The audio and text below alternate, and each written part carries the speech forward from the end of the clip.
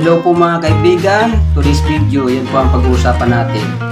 Meron ka ba nito na $1 ng US na ganitong year 1842? Kung meron ka, maswerte ka kasi ang coin na yan, pag tunay at genuine, mamahalin po yan. Kaya huwag niyong basta-bastang bebenta pag nagkaroon kayo ng ganitong klase ng barya. Bale, ang baryang ito mga kaibigan ay hiniram ko lang sa kaibigan ko. Sabi ko ay gamitin ko sa aking vlog. So ay pinahiram niya. Ito mga kaibigan ang $1 ng US noong 1840 hanggang 1866. Yan po yung year kung kailan siya ginawa mga kaibigan. So kung gusto mo ang ganitong klaseng mga video mga kaibigan, pakisuportan lang po. And don't forget to subscribe. So ayan mga kaibigan, yung bayang ito ay galing nga sa US, 1842, $1. Makikita nyo dyan mga kaibigan, 13 stars yan, nakapalibot, din nakaupong Liberty. Ayan siya mga kaibigan. At mayroon siyang shield na nakasulat ay Liberty, na meaning ay kalayaan. At siya ay nakatingin sa bandang kaliwa kung nakatingin tayo sa kanya mga kaibigan. At mayroon siyang nakalagay sa stick na sambalilo. Ayan niya mga kaibigan. So bali ang baryang ito mga kaibigan ay hindi gold at hindi rin bakal, ito po ay silver. 0.900% ang content na silver nito. Ibig sabihin kung sa gold 21 karat. Ito po ay silver na 0.9% o 90% silver content mga kaibigan. Kaya po yan ay mahal. So ang gilid niya ay guhit-guhit, gringiting, ready age. At yung kanyang likod, mababasa mo dyan yung United States of America at $1. Then yung eagle, meron sa dibdib ng imahe ng US flag. Nakabuka ang kanyang backpack at meron nakadapo siya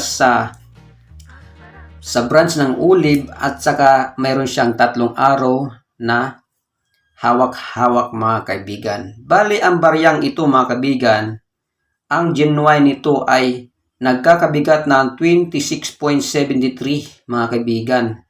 Yan yung kanyang bigat. At 38.1 mm ang kanyang sukat pabilog mga kaibigan. So ito mga kaibigan, unahin na natin sa Coin Collector Group Site B. Ang presyo nito ay, sad to say, sa 10 na kasali tayo sa Coin Collector Group Site B, hindi ako nakakita ng nagbebenta na ganito.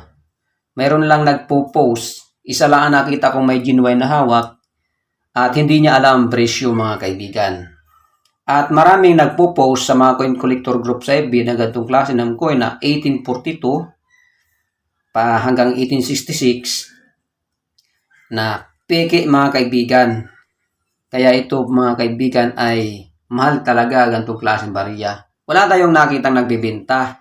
Pero ito mga kaibigan, pagka ganito, hindi ito bababa sa 5,000 ang isa nito. Pag sa Coin Collector Group sa FB sa lokal sa Pilipinas, ang bintahan ito kasi ito ay mahirap hanapin. Ang mahirap hanapin sa gantong barya mga kaibigan ay yung mga proof coin na katulad nito. Bali ito, ayon kay Numista, mayroon siyang 10% ang frequency mga kaibigan. Sa ngayon, pabago-bago naman at mayroon siyang mintage na 184,618 piraso ang ginawa sa San Francisco saka sa Denver Mint sa Amerika. Ayan yan mga kaibigan. Ayon nga dito kay Google mga kaibigan, yung gantong klase ng barya, mas mababa pa sa good condition yung graded coin ay nagkakahalaga ng $230 yung gantong klase ng barya mga kaibigan. Sa peso, nasa 13,000 pesos. At yung sa circulated na ganito, hanggang $1,950 ang isa mga kaibigan. Sa halagang 110,000 pesos sa Philippine money. Pero yung graded coin, ayon kay NGC mga kaibigan, grading company, graded coin na may slab na, ang halaga ay umabot ito ng $22,500. Sa pera natin, 1.27 million pesos. Napakamahal mga kaibigan yung ganitong klase ng barya.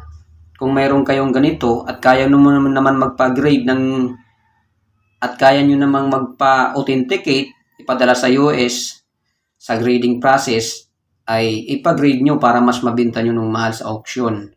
So, ayan yung mga kaibigan. Napakamalang bariyang ito pag may gantong klase ka na genuine talaga. So, silipin natin mga kaibigan kay eBay kung magkano ang bintahan ng gantong klase na 1842 bariya mga kaibigan. So, ayan mga kaibigan, yung presyo ang kay eBay. Napakamahal mga kaibigan. Halos nasa 40,000. Halos nasa 43,000. Mayroong nagbebenta na 90,000 mahigit. May 79,000. Ayan, mayroong 62,000.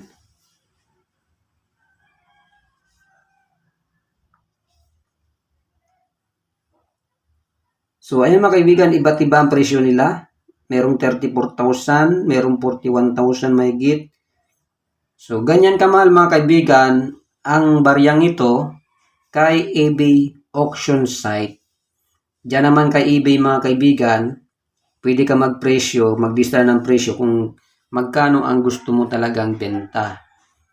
Pero sabi ko nga mga kaibigan, sa Coin Collector Group sa Ibiza Pilipinas, walang nagpo-post na nagbebenta kasi bibira lang merang ganyang barya, gantong genuine. So, hindi po yan bababa ng 5,000 ang presyo. Ayan yan mga kaibigan. So, ang hanapin nyo sa gantong klase ng barya ay yung 1866. To is known to exist, sabi kay numista. At yung mga proof coin mga kaibigan, mas mahal yung gantong klase ng barya. So, ayan mga kaibigan. Ang masasabi ko lang, kung mayroon kang gantong klase ng barya, i-check mo na muna kung genuine. Huwag mo basta-bastang ibenta kasi pag naibenta mo yan na genuine pala, malaki ang mawawala sa iyong pera mga kaibigan. Maraming salamat sa pagtangkilik at panonood. Sana'y nakabigay sa inyo ng munting impormasyon ang aking video. God bless you all. Bye-bye!